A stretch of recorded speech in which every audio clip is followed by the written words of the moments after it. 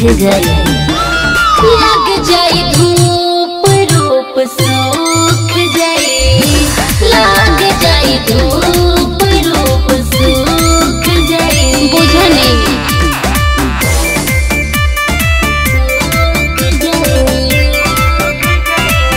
Music by Prince पवन पवन पवन। लग जाए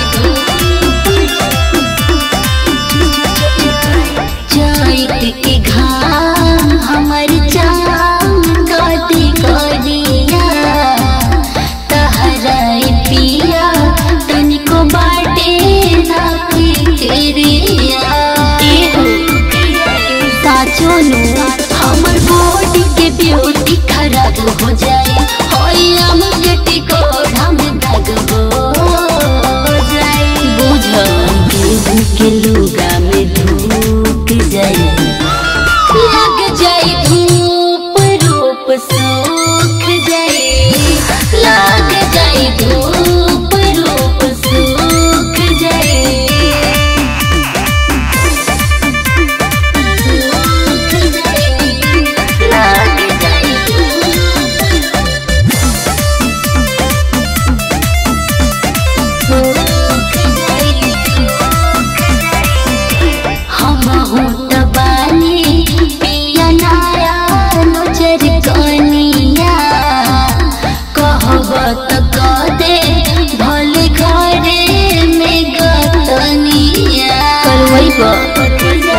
बोला कटनिया पिटनी के हाल जाने नी, प्रिंस पवन पिया तो बोराउर बात माने नी।